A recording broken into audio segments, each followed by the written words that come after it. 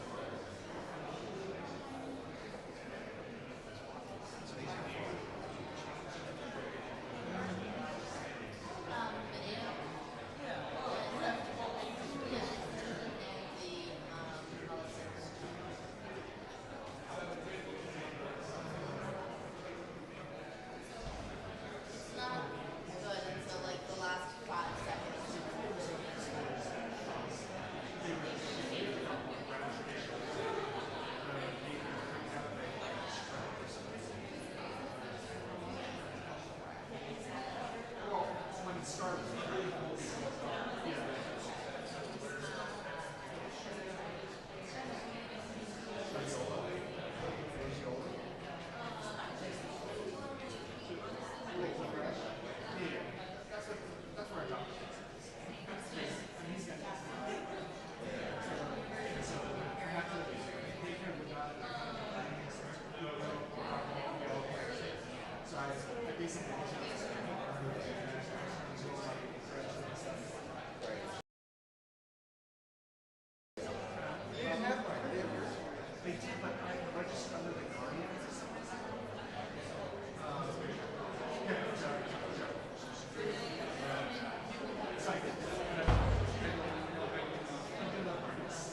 $32 on that?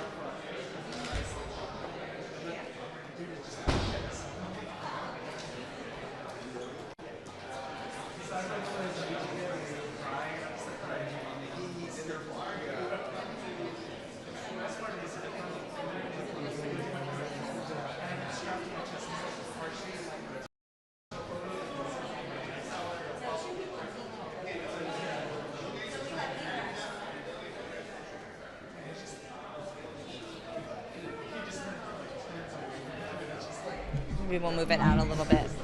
Just a little bit. Okay.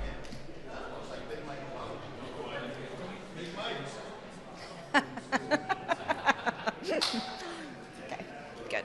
Excellent.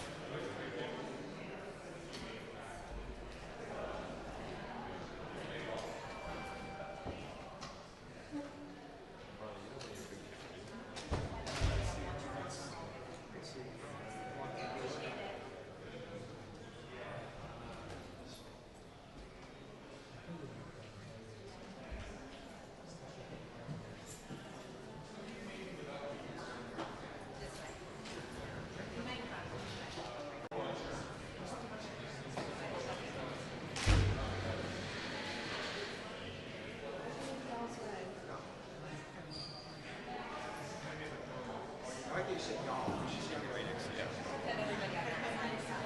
She's fine. I'm scared. You didn't use a commissioner on a very important day.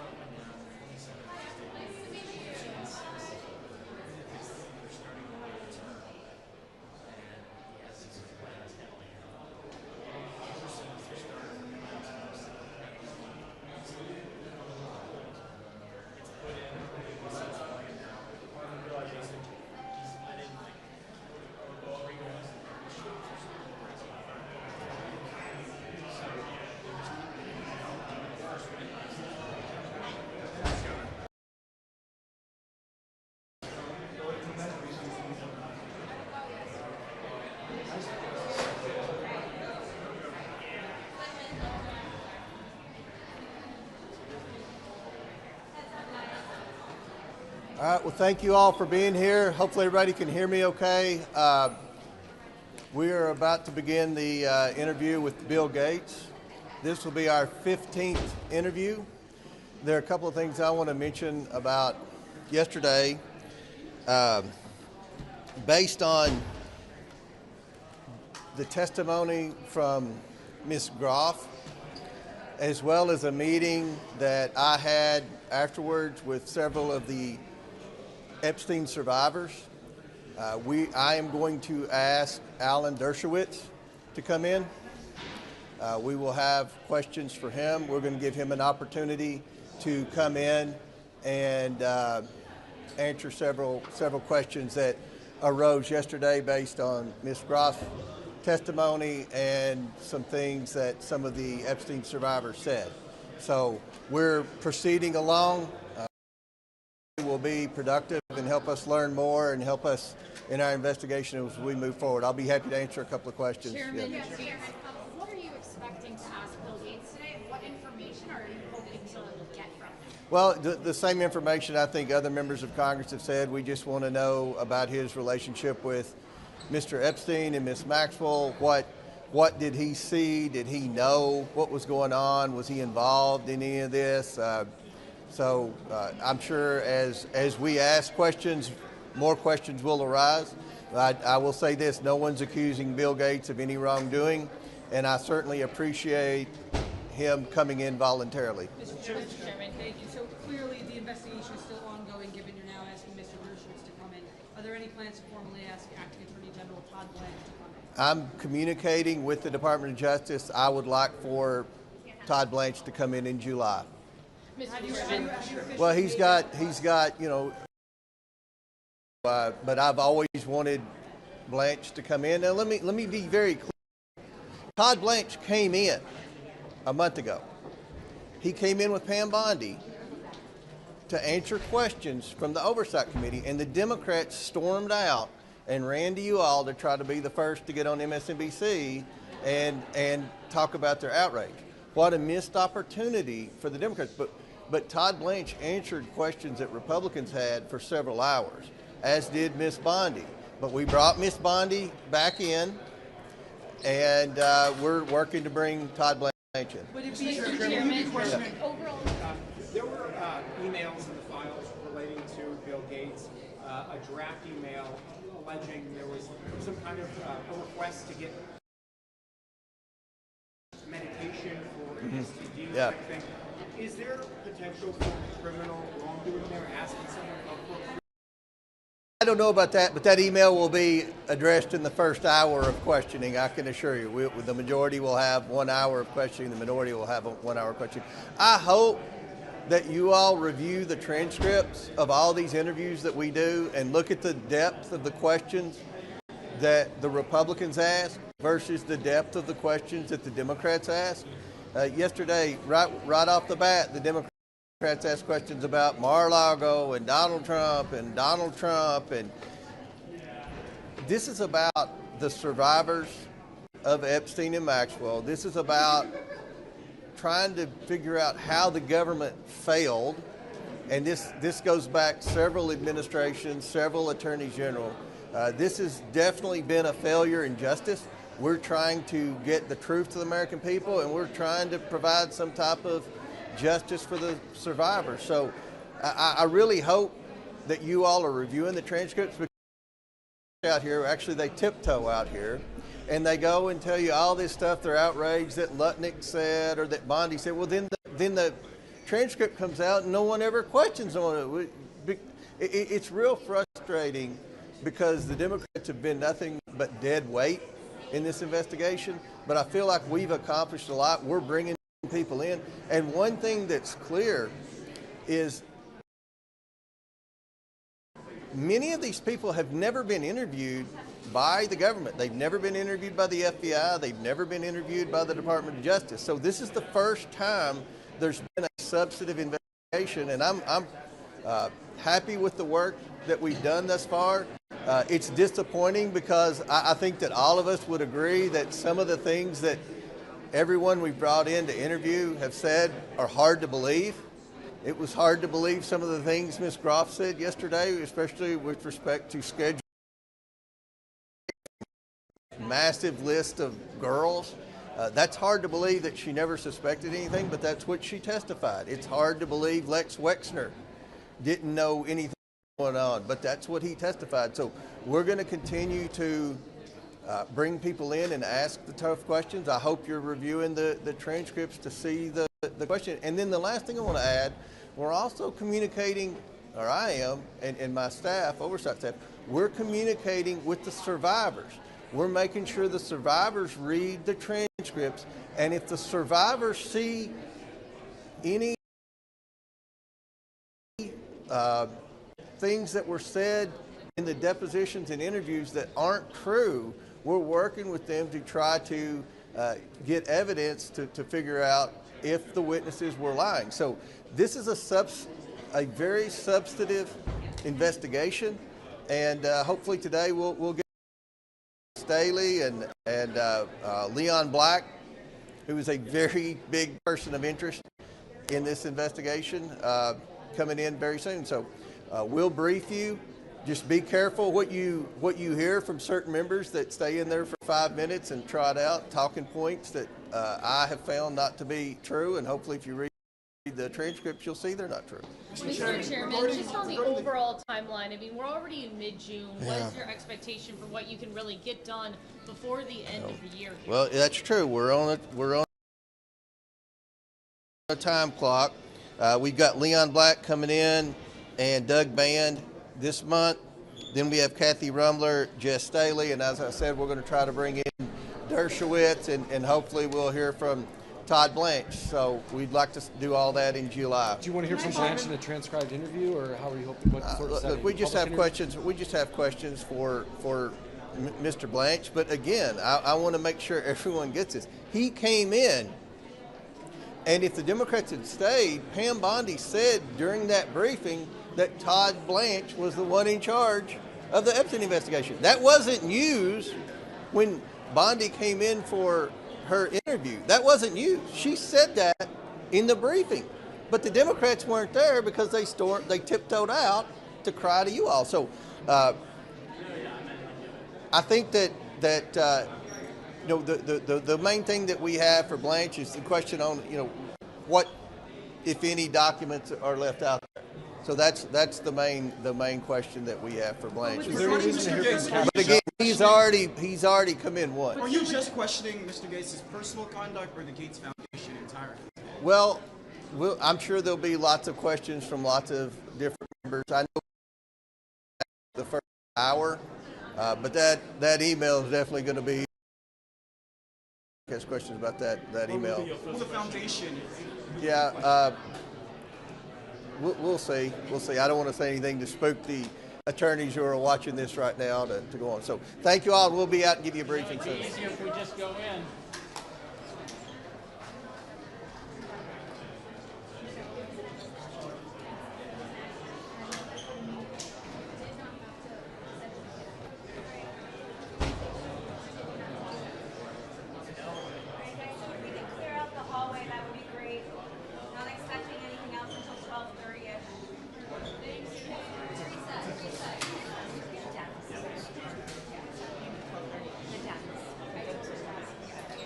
It'll be after their first round of questions. Democrats? Okay. Yes, of course.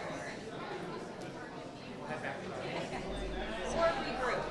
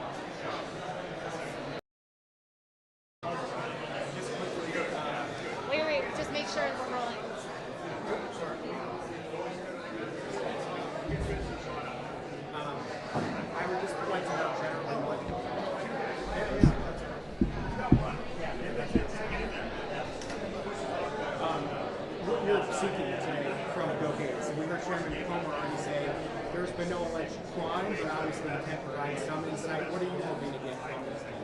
Well, I think we want to understand whether the public statements that Mr. Gates has made about his relationship with Epstein are fully truthful and accurate.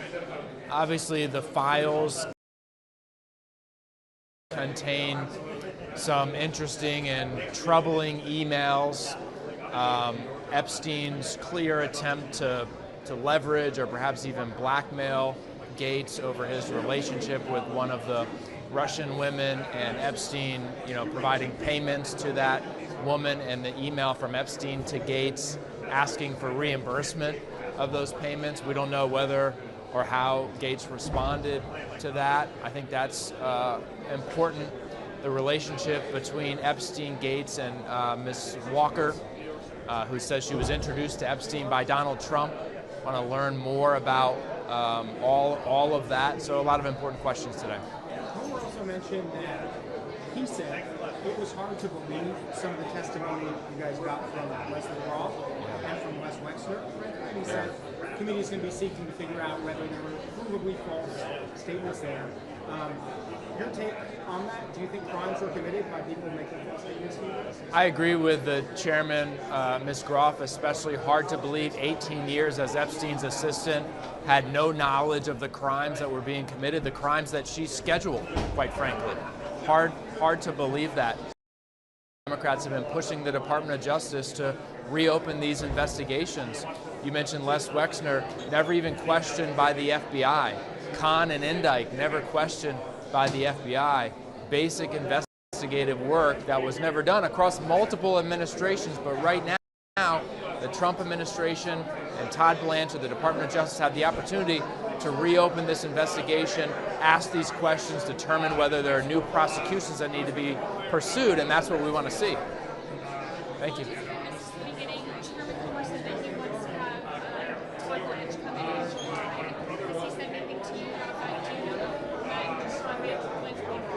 I heard that 5 minutes ago. If that's true, I'm very glad to hear that. Yesterday, Chairman Comer was saying he didn't think Todd Blanche needed to come in. I'm glad he's changed his mind if that's the case. I'm certainly going to be pushing for that to be in public, at least videotape, so the American people can see, especially if Todd Blanche is potentially going to be the permanent Attorney General.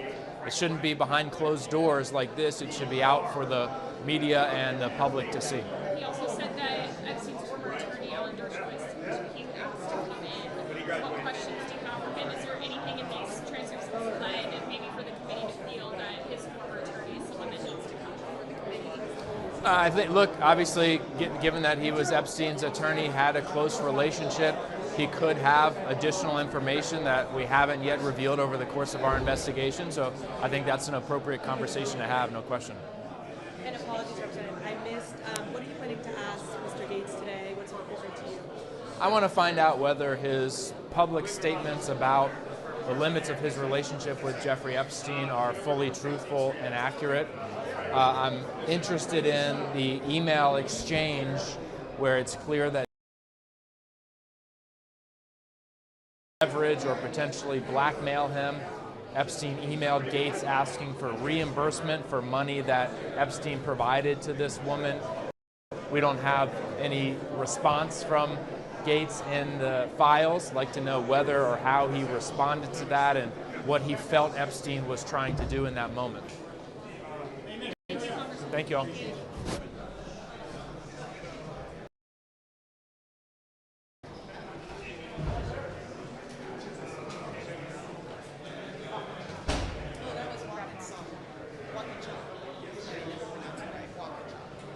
so I guess people are sorry about that. I tried to put it a little bit, but I can put it out a little bit now. Now that this line is gone, we can push it back out a little bit. So if you want to just like camp out here, and then come up. Oh, I'm sorry.